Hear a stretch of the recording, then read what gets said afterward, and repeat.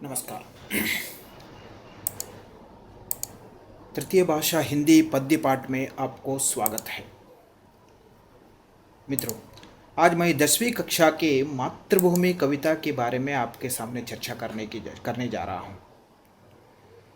चर्चा करने से पहले मेरा कुछ निवेदन है। यह वीडियो पद्य की संपूर्ण जानकारी आपको नहीं देती है, केवल परीक्षा की दृष्टि से बनाया गया वीडियो है। यह पद्य से संबंधित केवल महत्वपूर्ण अंश पर ही चर्चा किया जाएगा। चलिए मातृभूमि कविता के और चर्चा करेंगे। पहले इसके कवि परिचय हम जान लेंगे। कवि का नाम है भगवती चरण वर्मा। कवि परिचय में केवल 1 अंक के प्रश्न या अनुरूपता के लिए पूछा जा सकता है, इसलिए मैंने कवि परिचय के महत्वपूर्ण अंश पर ही आपके सामने चर्चा करने जा रहा हूँ, केवल परीक्षा के संबंधित सिद्धांत मात्र।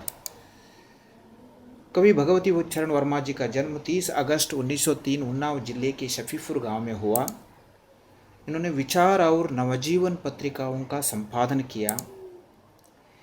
इनका एक उपन्यास है चित्रलेख, इसमें 2 बार फिल्म निर्माण हुआ है। हमारे बहुत ही प्रसिद्ध उपन्यास है। इनके प्रमुख कृतियाँ, बहुत सारी कृतियाँ हैं, मैं केवल यहाँ सिर्फ प्रमुख कृतियाँ ही ले रहा हूँ। भूले बिसरे चित्र, टेढ़े मेढ़े रास्ते, वसीयत, मेरी कविताएं, सविनय, युवराज चूंडा।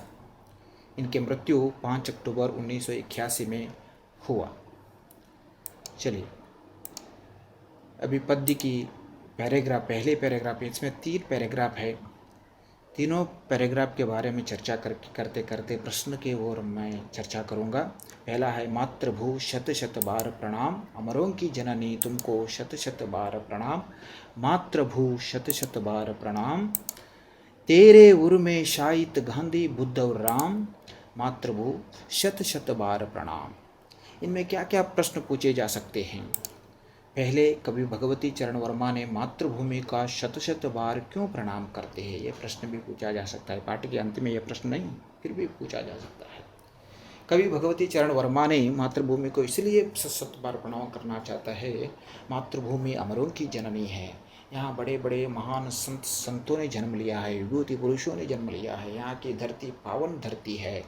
यहाँ के खेत हरे भरे होकर सुंदर दिखा है। प्राकृतिक दृष्टि से भी मातृभूमि बहुत सुंदर है। यहाँ की न्याय व्यवस्था अच्छी है, अपार ज्ञान संपदा है। इसलिए मातृभूमि को शत शत बार प्रणाम करना चाहते हैं।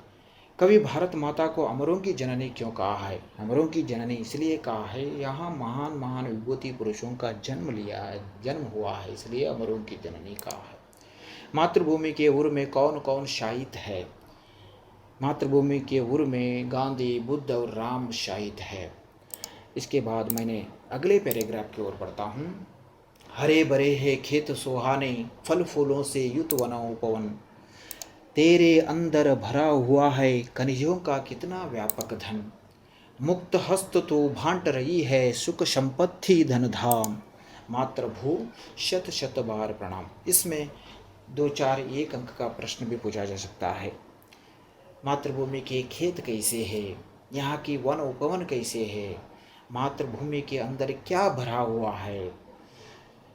मुक्त हस्त से भारत माता क्या भांट रही है? ये सब प्रश्न पूछा जा सकते हैं। और इसका भावार्थ के लिए भी 3 अंक के लिए यह पैराग्राफ आपको दिया जा सकता है। इसमें एक महत्वपूर्ण प्रश्न आता है, भारत माँ के प्रकृति सौंदर्य का वर्णन कीजिए। एक इम्पोर्टेंट प्रश्न है यह। कवि भगवती चरण वर्मा जी ने अपनी मातृभूमि कविता में भारत माता की प्रकृति का बहुत सुंदर वर्णन करते हैं। यहाँ के खेत हरे भरे होकर बहुत ही सुंदर दिखाई देती है। यहाँ के वन उपवन फल फूलों से समृद्ध है। यहाँ खनिजों का व्यापक भंडार है। अभी मैंने तीसरे पैराग्राफ की ओर चलता हूँ। जैसे एक हाथ में न्याय पताका, ज्ञान दीप दूसरे हाथ में। जग का रूप बदल दे हे माँ, कोटि कोटि हम आज साथ में। गूंज उठे जय हिंद नाथ से सकल नगर और ग्राम। मातृभू शत शत बार प्रणाम। इसमें भी 1 अंक का प्रश्न आता है। एक हाथ में क्या है? न्याय पताका है, ज्ञान दीप दूसरे हाथ में है। जय हिंद का नाद कहाँ कहाँ गूंज उठना चाहिए। इस प्रकार प्रश्न आ सकते हैं। ये पैराग्राफ भी आपको भावार्थ के लिए पूछा जा सकता है 3 अंक के लिए। इसमें प्रश्न क्या आता है, 2 अंक का या 3 अंक का। ये प्रश्न महत्वपूर्ण का प्रश्न है। भारत माँ का स्वरूप कैसे सुशोभित है। कवि भगवती चरण वर्मा जी ने अपने मातृभूमि कविता में भारत माता की स्वरूप का सुंदर परिचय देते हैं। भारत माता एक हाथ में न्याय पताका, दूसरे हाथ में ज्ञान दीप पकड़कर सुशोभित है। इसके द्वारा कवि भारत में समान न्याय और समृद्ध ज्ञान का संकेत दे रहे हैं। इसके अलावा मित्रों और भी कुछ प्रश्न इसमें पूछा जा सकते हैं। मातृभूमि कविता का उद्देश्य पाठ के अंतर में नहीं है, फिर भी इसका प्रश्न आ सकते हैं। इस कविता के द्वारा कवि मातृभूमि की विशेषता का परिचय देते हुए छात्रों के मन में देश प्रेम का भाव जगाना चाहते हैं। इसके साथ साथ कवि भगवती चरण वर्मा जी ने कविता का आशय किस प्रकार प्रकट करते हैं। जैसे प्रस्तुत कविता में कवि के देश प्रेम की झलक दिखाई देती है। वे मातृभूमि को प्रणाम करते हुए उसमें विद्यमान अपार वन संपदा, खनिज संपत्ति का वर्णन करते हुए भारत के महान विभूतियों का स्मरण करते हैं। इस कविता से पाठकों को भारत की महानता का परिचय कराते हैं। इस प्रकार इसके अंतर्गत प्रश्न आ सकते और कोई भी प्रश्न आ सकता है। चलिए धन्यवाद।